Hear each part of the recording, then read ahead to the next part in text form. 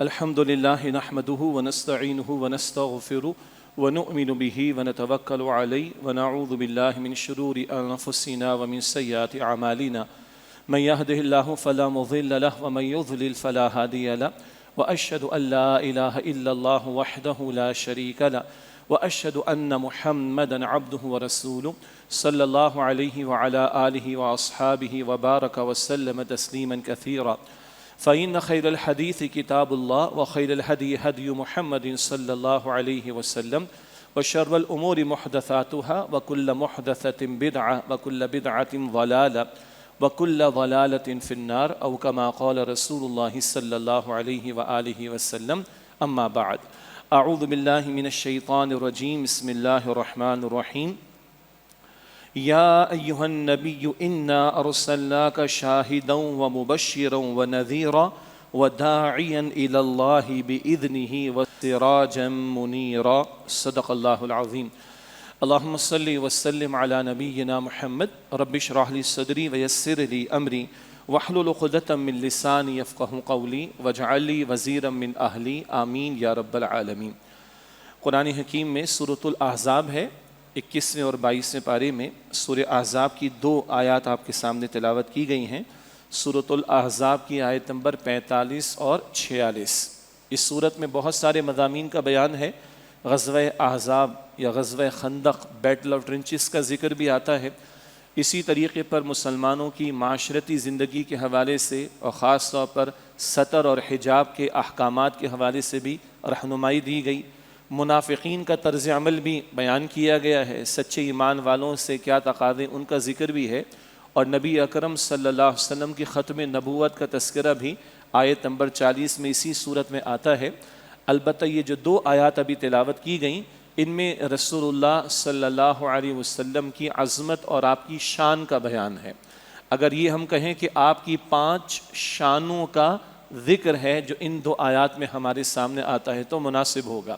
البتہ رسول اللہ صلی اللہ علیہ وسلم کی ذمہ داریوں میں اللہ کے دین کی گواہی پیش کرنا، جو لوگ حق کی دعوت قبول کریں، عمل پر آ جائیں، ان کو اللہ کی جنت اور اللہ کی رضا کی بشارت دینا، جو لوگ حق کی دعوت کو رد کریں اور کفر کی روش اختیار کریں، اللہ اور اس کے رسول علیہ السلام کی اطاعت سے فرار اختیار کریں، انہیں انذار کرنا، اللہ کے عذاب سے، جہنم سے ڈرانا، اللہ تعالیٰ کے حکم سے اللہ کی طرف دعوت دینا، لوگوں کو اللہ کی طرف بلانا اور لوگوں کے لیے ہدایت کا ذریعہ بننا، یہ پہلو ہیں جو ان آیات میں ہمارے سامنے آئیں گے۔ گزشتہ جمعے میں جو گفتگو ہوئی تھی، یعنی جو فیصلہ سپریم کورٹ کا آ گیا، اس کی ہم نے تحسین بھی کی، اس کے ذیل میں مسئلہ تو ہے قادیانیت سے متعلق، اور اس کے بارے میں ہماری حساسیت کیوں ہے؟ کیونکہ قادیانی رسول اللہ صلی اللہ علیہ وسلم کے بعد بھی کسی کو، اس مرزا کو جو ہے وہ معاذ اللہ نبی مانتے ہیں، تو اس معاملے میں ہماری حساسیت ہونی بھی چاہیے اور امت کی حساسیت بھی بجا ہے۔ البتہ ختم نبوت کا یعنی اس کے عقیدے کا تحفظ جہاں اہم ہے، وہیں اس ختم نبوت کے کچھ لازمی نتائج اور تقاضے ہیں، وہ بھی ہمارے سامنے رہنے چاہیے۔ ایک لازمی نتیجہ کیا ہے؟ اب کوئی کتاب نہیں آئے گی، کوئی پیغمبر نہیں آئیں گے، تو قیامت تک کے لیے قرآن ہی ہدایت کا ذریعہ ہے، اور رسول اللہ صلی اللہ علیہ وسلم کی ذات بابرکات، آپ ہی کی ذات ہدایت کا ذریعہ ہے۔ لیکن اب انسانوں تک یہ ہدایت پہنچے گی کیسے؟ پہلے انبیاء آتے تھے، رسول آتے تھے، اللہ کا پیغام لوگوں کو پہنچاتے تھے۔ اب یہ کام نبی اکرم صلی اللہ علیہ وسلم کی ختم نبوت کے بعد امت نے کرنا ہے۔ یہ ہے ختم نبوت کے عقیدے کا عملی پہلو، جس کی طرف توجہ ہماری کم ہے۔ یعنی اللہ کے رسول کے خاتم الانبیاء بنا دیے جانے کے بعد اب یہ پیغام کا پہنچانا، اللہ کے دین کی دعوت دینا، اللہ کے دین کی گواہی دینا، لوگوں کے سامنے اللہ کا دین پریزنٹ کرنا، پیش کرنا، یہ اس امت مسلمہ کی ذمہ داری ہے۔ تو ختم نبوت کے عقیدے کا ایک عملاً تقاضا کیا ہے کہ یہ امت جو نبی اکرم صلی اللہ علیہ وسلم کو اللہ کا آخری رسول مانتی ہے، اب ان کی بحاف پر ان کی عطا کردہ تعلیم کو انسانیت کے سامنے پیش کرے۔ یہ جو جن 2 آیات کا بھی ہم مطالعہ کریں گے، اس میں 5 شانیں تو نبی علیہ السلام کی بیان ہو رہی ہیں، لیکن ذمہ داری آج یہ ہمارے اوپر ہے، اس امت مسلمہ کے کاندھوں پر ہے۔ آج کے خطاب میں اسی پر مجھے کلام کرنا ہے انشاءاللہ۔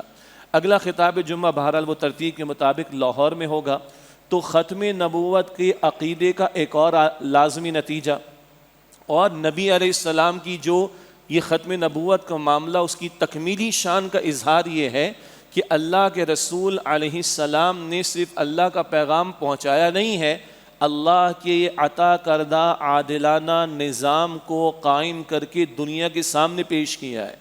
یہ حضور کی تکمیلی شان ہے۔ ایک ہے ختم نبوت کا معاملہ، اور ایک آپ کی تکمیلی شان رسالت کے اعتبار سے کہ اللہ کے دین کو آپ نے غالب کر کے دکھایا۔ اور آج یہ ذمہ داری بھی امت مسلمہ کے کاندھوں پر ہے۔ اور ایک اور تکمیلی شان کیا ہے رسول اللہ علیہ السلام کی رسالت کی اور آپ کو خاتم الانبیاء بنائے جانے کی، کہ قیامت سے پہلے پوری زمین پر اللہ کا دین غالب ہو کر رہے گا۔ یہ مرحلہ ابھی باقی ہے، اور اس تعلق سے محنت کرنا، جد و جہد کرنا، جان کو، مال کو، وقت کو، اولاد کو، صلاحیتوں کو، وسائل کو، ایکسپرٹیز کو لگانا اور کھپانا، یہ امت مسلمہ سے تقاضا ہے۔ تو آئندہ جمعے تکمیلی شان اس معنی میں کہ حضور نے دین پیش نہیں کیا، غالب کر کے دکھایا، اور ختم نبوت کا عقیدہ رکھنے والی امت ذمہ دار ہے کہ حضور کے عطا کردہ دین کو غالب کرنے کی جد و جہد کرے۔ اور اس کی تکمیلی شان کی انتہا کیا ہے کہ قیامت سے پہلے پوری زمین پر اللہ کا دین غالب ہوگا۔ یہ گفتگو تو انشاءاللہ ترتیب کے مطابق آئندہ خطاب جمعہ لاہور میں ہوگی۔ آج عقیدہ ختم نبوت کا ایک لازمی نتیجہ کہ اب کوئی پیغمبر نہیں، کوئی کتاب نہیں آئے گی، یہی قرآن قیامت تک کے لیے محفوظ ہے، حضور کی رسالت قیامت تک کے لیے ہے، اور حضور کا اسوہ قیامت تک کے لیے محفوظ ہے۔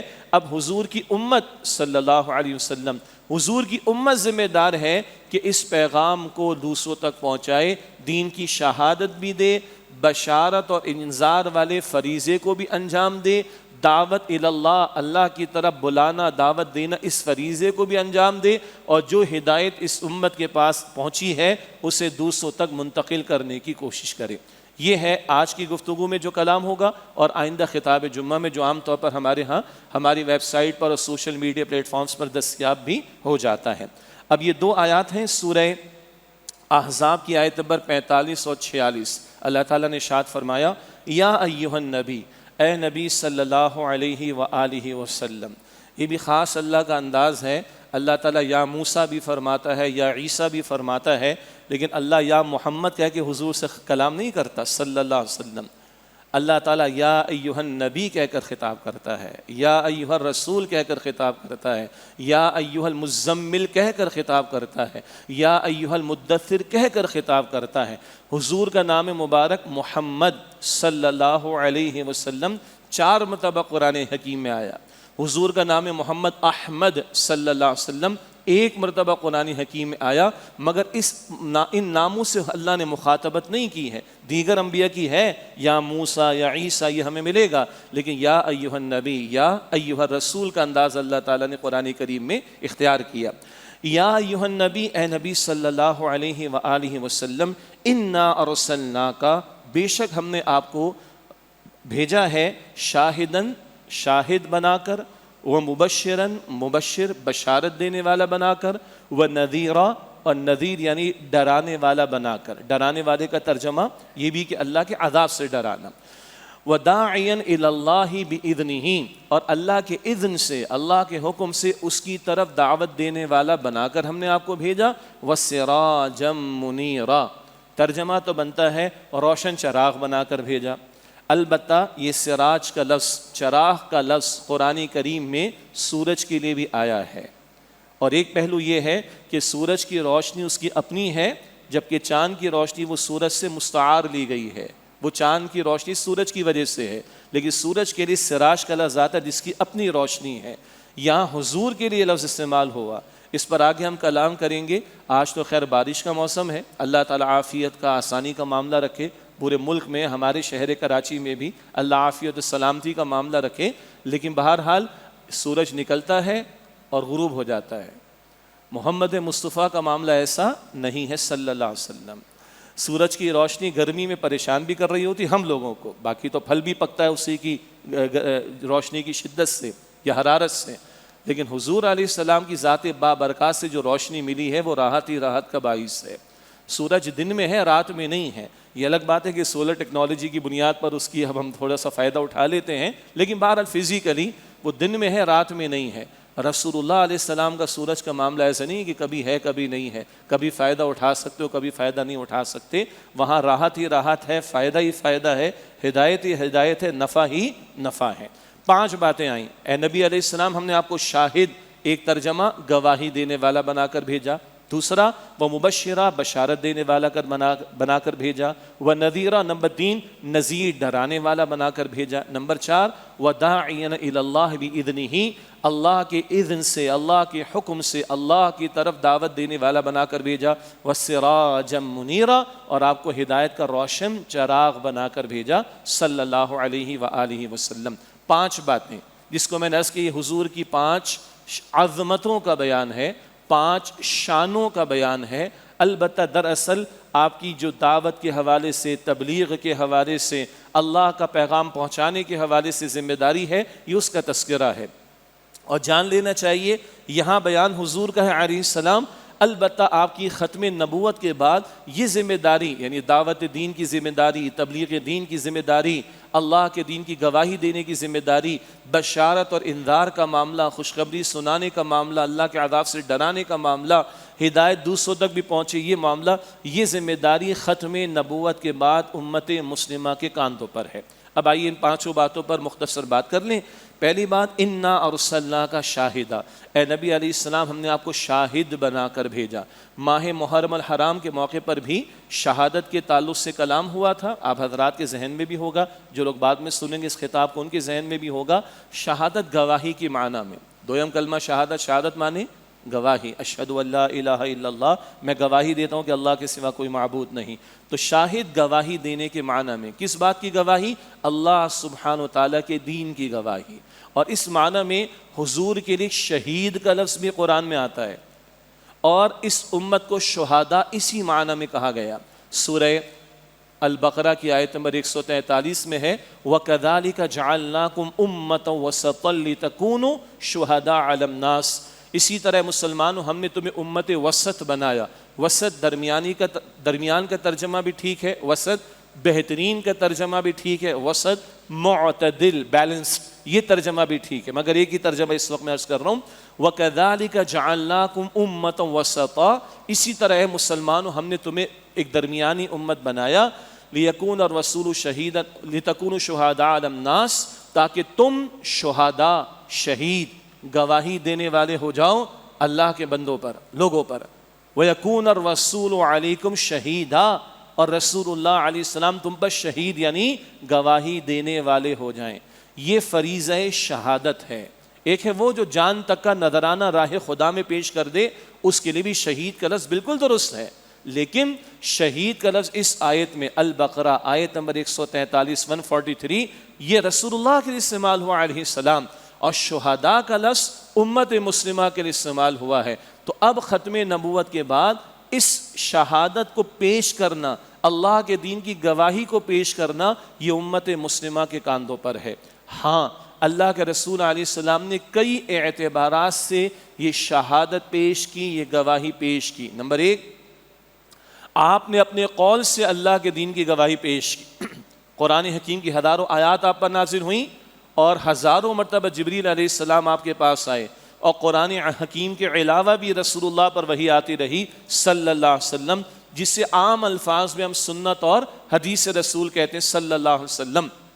یہ حق کی گواہی اپنے ایک زبان مبارک سے بھی آپ نے پیش کی، خواہ اس میں ایمانیات کی دعوت ہو، توحید، رسالت، آخرت، تقدیر وغیرہ، خواہ اس میں عبادات کی دعوت ہو، خواہ اس میں اخلاقیات کی دعوت ہو. دنیا غلط ٹریک پر ہو مگر آپ نے حق کی بات بیان کی، دنیا شرک و کفر پر جا رہی ہے آپ نے توحید کی بات بیان کی، دنیا بے حیائی کی دعوت پر جا رہی تھی آپ نے حیا کی دعوت دی، اینڈ سو آن. تو اپنی زبان مبارک سے، اپنے قول مبارک سے آپ نے گواہی پیش کی. نمبر 2، جو حق آپ نے پیش کیا آپ نے اس کا عملاً ثبوت پیش کیا ہے، عمل درآمد کر کے پیش کیا ہے، خواہ وہ عبادات کا اہتمام ہو، خواہ وہ اخلاقی رویوں کا مظاہرہ ہو، وہ معاملات کی درستگی کا معاملہ ہو، لین دین کے معاملات ہوں، زندگی کے خوشی غمی کے مواقع ہوں، اللہ چاہتا کیا ہے، اللہ کا تقاضا کیا ہے، اس کا عملی نمونہ آپ کی ذات بابرکات۔ جیسے قرآن اسی سورہ احزاب کی آیت نمبر 21 میں فرماتا ہے لَقَدْ كَانَ لَكُمْ فِي رَسُولِ اللَّهِ أُسْوَةٌ حَسَنَةٌ، یقیناً تمہارے لیے رسول اللہ صلی اللہ علیہ وسلم کی زندگی میں بہترین نمونہ موجود ہے۔ تو جو گواہی آپ دے رہے تھے زبان سے، اپنے قول سے جو گواہی پیش کر رہے تھے، آپ نے اپنے عمل اور کردار سے سب سے آگے بڑھ کر اس کا ثبوت پیش کیا۔ بہت مشہور حدیث ہے اور ہمیں غور کرنا چاہیے اللہ کے پیغمبر کا عالم کیا ہے۔ اللہ کے پیغمبر علیہ السلام تہجد کی نماز میں 1/3 رات، آدھی رات، 2/3 رات قیام اللیل تہجد کا اہتمام فرماتے، آپ کے پیر سوجھ جاتے تھے، ورم آ جاتا۔ عرض کی جاتی اللہ کے پیغمبر آپ تو بخشے بخشائے ہیں، آپ تو خطاؤں سے پاک ہیں، اللہ کے بعد آپ کا مقام سب سے بلند ہے، آپ اتنی محنت کیوں فرماتے ہیں؟ آپ نے فرمایا افلا اکون عبدا شکورا، کیا میں اللہ تعالیٰ کا شکر گزار بندہ نہ بنوں؟ کیا میں اللہ کا شکر گزار بندہ نہ بنوں؟ یہ ہے اللہ کے ساتھ تعلق۔ اور اگر غزوہ احزاب کو دیکھیں جس کا ذکر سورہ احزاب اسی صورت میں آیا ہے، تو ایک صحابی آتے نا، یا رسول اللہ بھوک کی شدت ہے، میں نے پیٹ پر پتھر باندھا ہوا ہے، تو حضور نے کچھ فرمایا نہیں، اپنی قمیص مبارک ہٹا کر دکھائی، ماں 2 پتھر موجود ہیں۔ کیا مطلب؟ میں تم سے پیچھے نہیں، میں تم سے آگے ہوں۔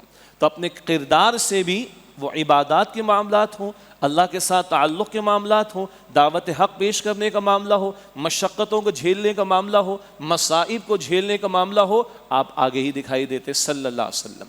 اور نمبر 3، اللہ کے پیغمبر علیہ السلام نے فقط ذاتی کردار میں اس دین کو پیش نہیں کیا، بلکہ ایک اجتماعیت تیار کر کے، ایک جماعت تیار کر کے، ایک انقلابی جماعت تیار کر کے، اس کو مشقتوں اور مصائب کے مراحل سے گزار کر، پختہ کر کے، کندن بنا کر مکہ مکرمہ کے 13 برس ذہن میں رکھیے، پھر اس کو اتارے بدر کے میدان میں اللہ کے حکم سے، اور 23 برس کی جد و جہد کا بڑا حاصل کیا ہے؟ اللہ کی زمین پر اللہ کے دین کا غلبہ بالفعل اللہ کا دین قائم اور نافذ ہو۔ یہ گواہی حضور نے ایک اجتماعی جد و جہد کے ذریعے اور ایک عادلانہ نظام قائم کر کے بھی پیش کی ہے۔ یہ شہادت، یہ گواہی 3 اعتبارات سے اللہ کے رسول نے پیش کی ہے، اپنے قول سے بھی، اپنے ذاتی کردار سے بھی، اور ایک اجتماعی نظام برپا کر کے اللہ کا دین قائم کر کے دکھایا ہے۔ آج یہ کس کی ذمہ داری ہے؟ آج یہ ہم مسلمانوں کی ذمہ داری ہے۔ آج کے خطاب جمعہ میں اس موضوع کے انتخاب کی ایک وجہ یہ بھی ہے کہ ماہ سفر کی تکمیل کا معاملہ ہے اور ماہ ربیع الاول کا آغاز ہوگا۔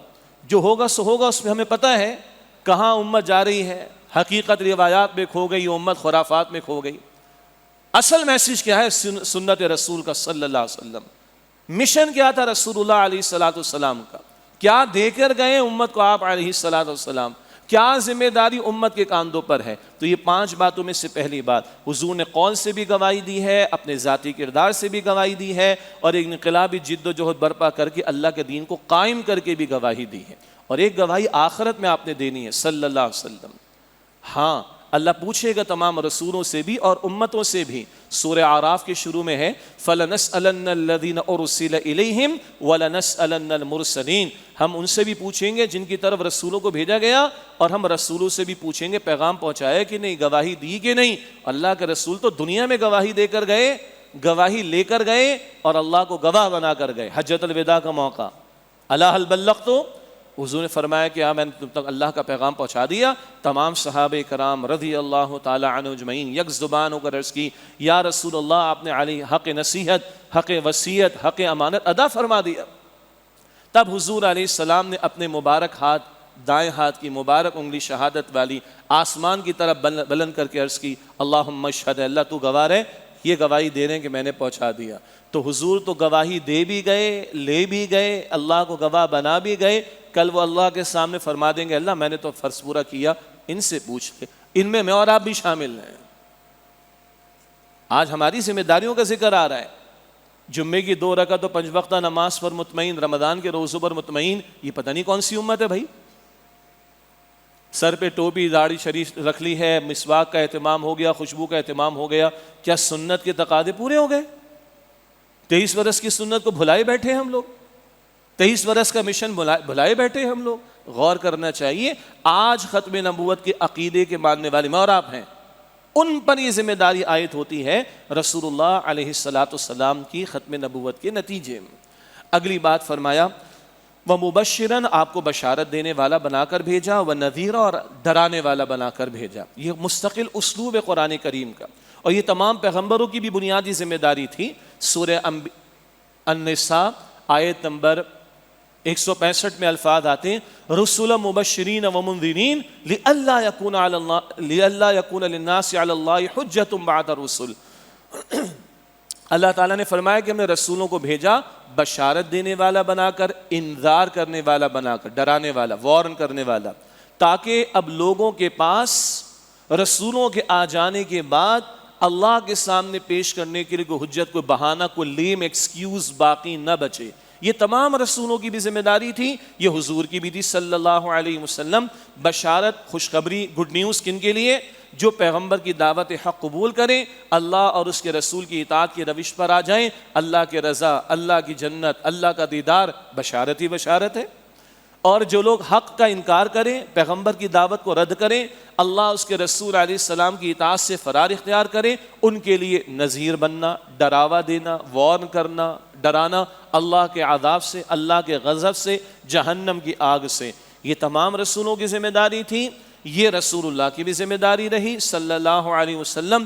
آج یہ کام ختم نبوت کے بعد کوئی پیغمبر تو نہیں آئیں گے، یہ میں نے اور آپ نے کرنا ہے۔ ہاں، اس کا اولین ذریعہ خود قرآن کریم ہے۔ چنانچہ سورہ مریم کے آخر میں آتا ہے فَإِنَّمَا يَسَّرْنَاهُ بِلِسَانِكَ لِتُبَشِّرَ بِهِ الْمُتَّقِينَ وَتُنذِرَ بِهِ قَوْمًا لُدًّا۔ بے شک اے نبی علیہ السلام، ہم نے اس قرآن کو آپ کی زبان مبارک پر آسان کیا تاکہ آپ اس کے ذریعے بشارت دیں متقین کو، تقوی والوں کو، اور اس کے ذریعے سے جھگڑالو قسم کے لوگوں کو اللہ کے عذاب سے ڈرائیں۔ تو آج امت نے کام کرنا ہے، اس کا اولین ذریعہ خود قرآن کریم ہے، اور قرآن کریم میں بشارت کا پہلو، انذار کا پہلو، جنت کا تذکرہ، جہنم کا تذکرہ مستقل بار بار آتا ہے۔ گویا آپ کے میری گفتگو میں، آپ کی میری دعوت کے عمل میں، آپ کی میری تبلیغ کے عمل میں اگر قرآن شامل ہے تو یہ کام اسموتھلی چلتا رہے، اور پھر صاحب قرآن صلی اللہ علیہ وسلم آپ کے مبارک ارشادات، وہاں بھی بشارت اور انذار کا پہلو ہمیں میسر آتا ہے۔ چوتھی بات اگلی آیت میں آیا، سورہ احزاب کی آیت نمبر 46 میں وَدَاعِيًا إِلَى اللَّهِ، اور اللہ بِإِذْنِهِ، وَدَاعِيًا إِلَى اللَّهِ بِإِذْنِهِ، اور ہم نے اے نبی علیہ السلام آپ کو اللہ کے حکم سے اللہ کی طرف دعوت دینے والا بنا کر بھیجا ہے۔ کیا خوبصورت ٹائٹل ہے، داعی الی اللہ، اللہ کی طرف بلانے والا، بِإِذْنِهِ، اللہ کے حکم سے۔ پہلی بات تو یہ کہ اللہ کہ جو انبیاء اور رسول ہوا کرتے تھے وہ اللہ کے چنے ہوئے بندے تھے، خاص بندے تھے، ان کو یہ مشن دے کر اللہ تعالیٰ بھیجتا رہا، یہ ذمہ داری دے کر اللہ ان کو بھیجتا رہا۔ اب یہ ختم نبوت کے بعد آپ کے میرے ذمے ہم سمجھتے آ رہے ہیں، لیکن الفاظ کیا ہیں؟ داعین الی اللہ، اللہ کی طرف دعوت دینے والا، بِإِذْنِهِ، اللہ کے حکم سے۔ پہلی بات تو ہے اللہ کے نمائندے ہیں آپ صلی اللہ علیہ وسلم، تو پیغمبر کی دعوت کوئی عام دعوت نہیں، شادی بیاہ کی دعوت آتی ہے، کسی فنکشن کی دعوت آتی ہے، کسی پروگرام کی دعوت آتی ہے، وقت ہوتا ہے تو جاتے ہیں ورنہ نہیں جاتے، کوئی طوفان تو نہیں مچتا، کوئی قیامت تو نہیں آ جاتی، گئے نہیں گئے۔ لیکن پیغمبر کی دعوت ایسی نہیں، مانا نہیں مانا نہیں مانا۔ ہاں، اللہ اور پیغمبر کا حکم ایسا نہیں کہ دل کیا تو مانا، دل کیا تو چھوڑ دیا، نہ، کچھ بھی نہیں ہوگا، بہت کچھ ہو جائے گا۔ اللہ اکبر، بی سیریس۔ اللہ نے بھیجا ہے ان کو اپنا رسول بنا کر، اللہ نے بھیجا ہے اپنی طرف دعوت دینے والا بنا کر، اور بِإِذْنِهِ، جب اللہ نے آپ کو بھیجا ہے، مفسرین نے بڑا پیارا کلام کیا، تو آپ کی حفاظت بھی اللہ فرمائے گا، اور آپ کی حفاظت اللہ نے فرمائی۔ سورۃ المائدہ میں آتا ہے نا، وَاللَّهُ يَعْصِمُكَ مِنَ النَّاسِ، اللہ آپ کی حفاظت فرمائے گا لوگوں کے مقابلے میں۔ تو لاکھ لوگ مخالفت کریں، لاکھ لوگ جو ہے وہ لان تان کریں، لاکھ لوگ رکاوٹیں ڈالنے کی کوشش کریں، اللہ آپ کی حفاظت بھی فرمائے گا، اور اللہ اپنے نور کو پورا بھی فرمائے گا۔ سورہ صف آیت نمبر 8 میں الفاظ آتے ہیں نا، یریدون لیطفئوا نور اللہ بافواہہم واللہ متم نورہ ولو کرہ الکافرون، یہ اپنے منہ کی پھونکوں سے اللہ کے دین کے نور کو بجھانا چاہتے ہیں، اور اللہ اپنے نور یعنی دین کے نور کو مکمل فرما کر رہے گا چاہے کافروں کو کتنا ہی ناگوار گزرے۔ تو بِإِذْنِهِ میں سیریسنس اس معنی میں اللہ کے پیغمبر اللہ کی طرف بلا رہے، بی سیریس۔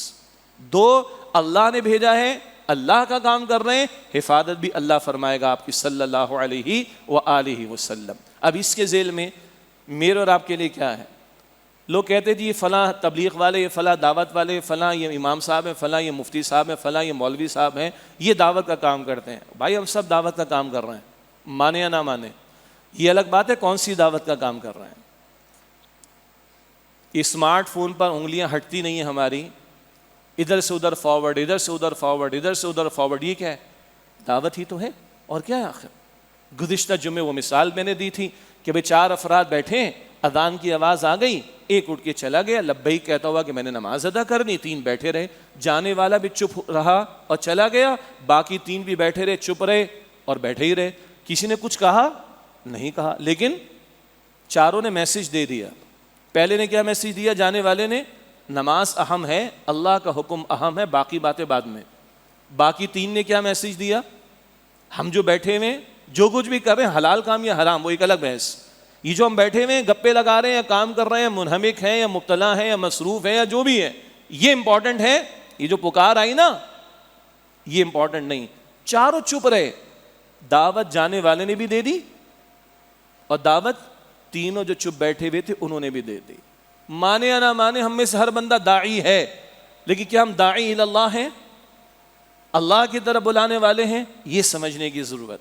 پھر دینی طبقات میں بھی مشکلات اور مسائل ہیں، کبھی اپنے فرقے کی دعوت ہے، اپنے مسلک کی دعوت ہے، اپنے شیخ کی دعوت ہے، اپنے پیر کی دعوت ہے، اپنے بڑے کی دعوت ہے، اور نہ دعوت اللہ کی طرف۔ بھائی پھر جو سوشل میڈیا پر آج کل سارا کھلواڑ بنا ہوا ہے، تنقید در تنقید، اور اس کی پگڑی اچھالنا اور اس کی پگڑی اچھالنا، اس کا نکال کر یہ کامنٹس پاس کرنا، پھر اپنے ویوز بڑھانے کی کوشش کرنا، یہ دعوت ہے؟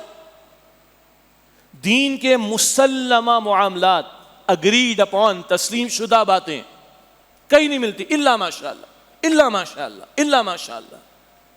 ہاں مرچ مسالے والی باتیں، پگڑی اور دین کے نام پر مناظرے کا انداز اور تنقید کا انداز اور کیچڑ اچھالنے کا انداز اور پگڑیاں اچھالنے کا انداز، اس کو لوگ سمجھ بیٹھے دعوت کا کام ہو رہا ہے، یہ دین کی خدمت کا کام ہو رہا ہے، متنفر کر رہے ہیں لوگوں۔ اور پیور صحیح دین، اگریڈ اپون باتیں، مسلمہ باتیں، تسلیم شدہ باتیں جن میں کوئی اختلاف نہیں ہے، الا ماشاءاللہ کے بیان میں ملتی ہے۔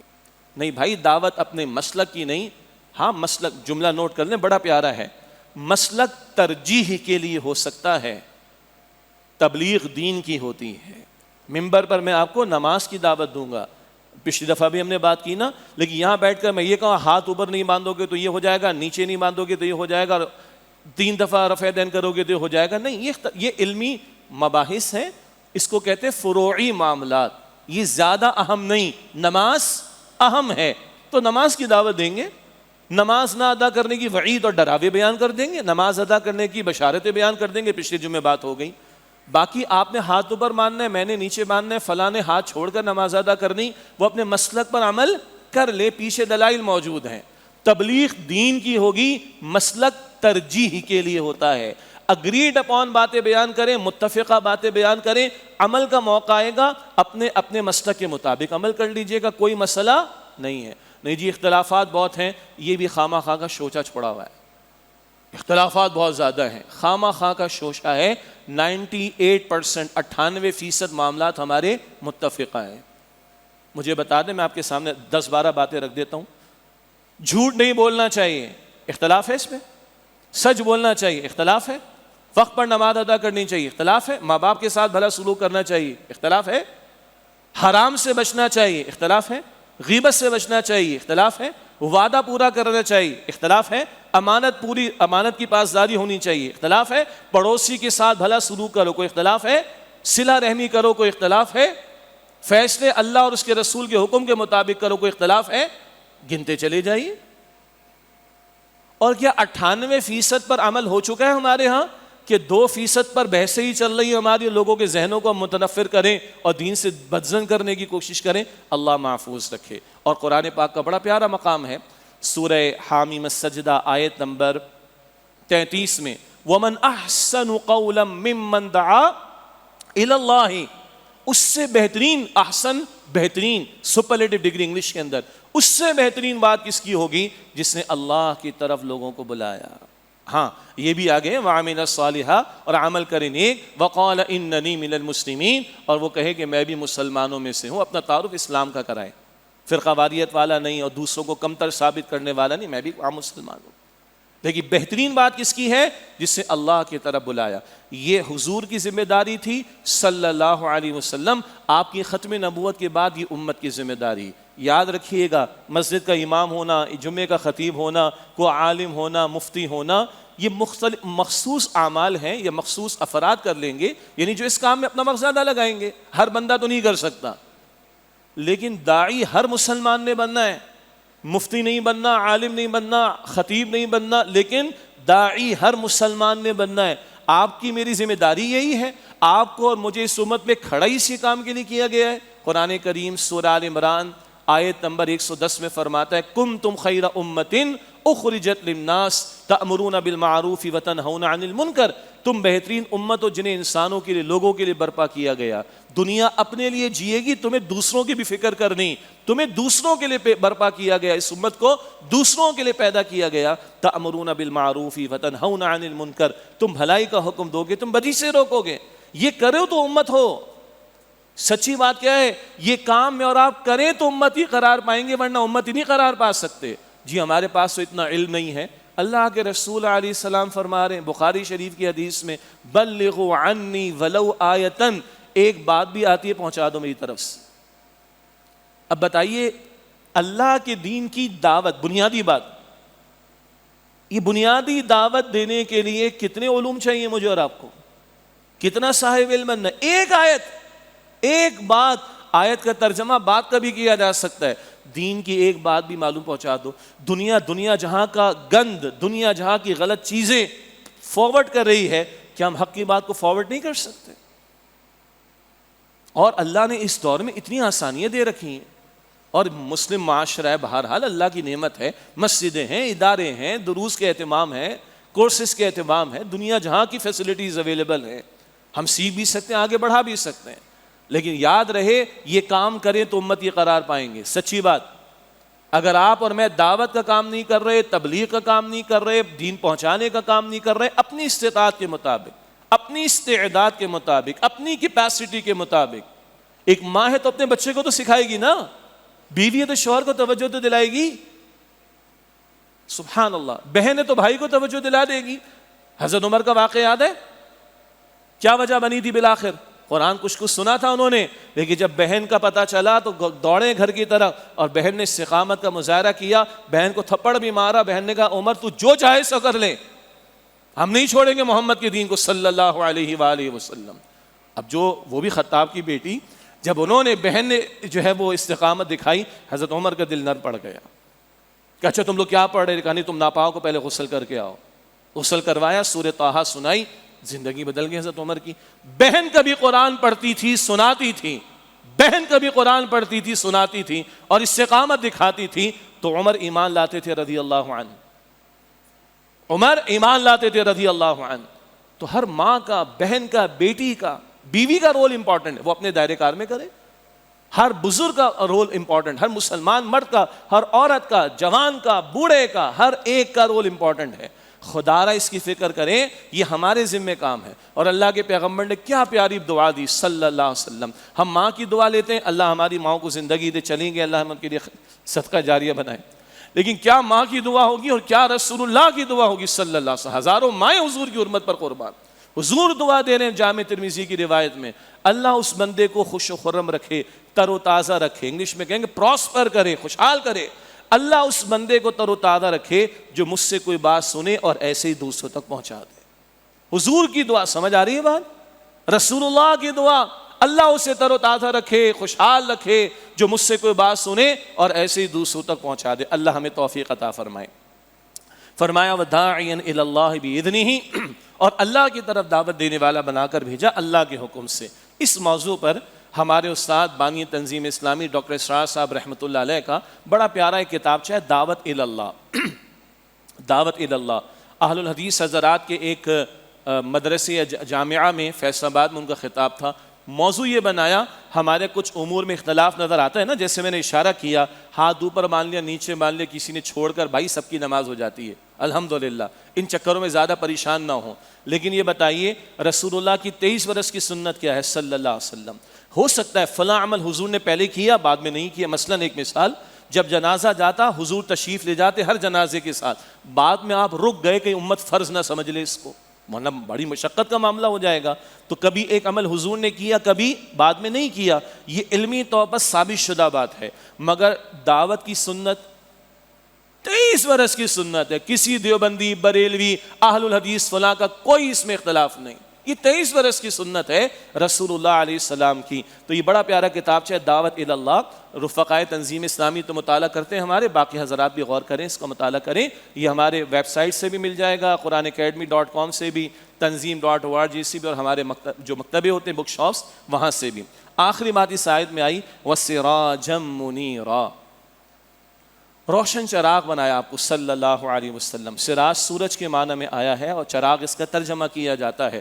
لفظ سراج قرآن کریم سورج ہے، سن اس کے معنی میں آتا ہے، یہ اس کے لیے استعمال ہوتا ہے، یہاں یہ حضور کے لیے استعمال ہوا۔ بہت ساری باتیں ہیں، 2-3 باتیں اشارتاً میں نے عرض کی تھی۔ ایک سورج صبح نکلتا ہے شام میں غروب ہو جاتا ہے، اس وقت اب موجود ہے، آپ فائدہ اٹھا سکتے ہیں، ہم اور آپ اس کے بعد نہیں اٹھا سکتے اس کی روشنی سے۔ اسی طریقے پر یہ سورج شدید سردی ہو تو اس کی حرارت بڑی اچھی لگتی ہے، لیکن گرمی ہو تو بڑا پریشان کن معاملہ ہو جاتا ہے۔ تو کبھی وہ راحت کا باعث بنتا ہے، کبھی کچھ کے لیے وہ تکلیف کا باعث ہو رہا ہوتا ہے۔ رسول اللہ علیہ السلام کی آمد کے نتیجے میں جو ہدایت کا اتنا بڑا چراغ اللہ نے عطا فرما دیا، اب یہ ہمیشہ کے لیے طلوع رہے گا، یہ غروب نہیں ہوگا، آپ کی رسالت قیامت تک کے لیے۔ اور آپ علیہ السلام کا جو اسوہ ہے، آپ کی جو تعلیم ہے، اس میں راحت ہی راحت ہے، فائدہ ہی فائدہ ہے، آسانی ہی آسانی ہے، رحمت ہی رحمت ہے۔ وما ارسلناک الا رحمۃ للعالمین، سورہ الانبیاء آیت نمبر 107۔ اور اے نبی علیہ السلام، ہم نے آپ کو تمام جہان والوں کے لیے رحمت بنا کر بھیجا صلی اللہ علیہ وسلم۔ آج جو مشکلات ہیں، مصائب انفرادی دیکھ لیں، اجتماعی، حضور کی ہدایت تو ہمارے پاس ہے۔ ہمارے استاد ڈاکٹر اسرار صاحب فرماتے تھے رحمۃ اللہ علیہ، ایک صندوق ہے، صندوق میں ہیرے جواہرات خزانہ ہے، اور صندوق کے اوپر سانپ بیٹھا ہوا ہے۔ اب بتائیے وہ سانپ خود فائدہ اٹھا سکتا ہے اس سے؟ نہیں۔ کسی کو قریب آنے دیتا ہے؟ نہیں، نہ خود اٹھاتا ہے نہ دوسروں کو اٹھانے دیتا ہے۔ آج امین کون ہے؟ اللہ کے رسول کی لائی ہوئی ہدایت کے کسٹوڈین، ٹرسٹیز، امین کون ہے؟ یہ امت ہے، اور ہم آج دنیا کے سامنے پریزنٹ نہیں کر پا رہے۔ انا للہ و انا الیہ راجعون، تبھی ذلت اور رسوائی ہمارا مقدر بنی ہوئی۔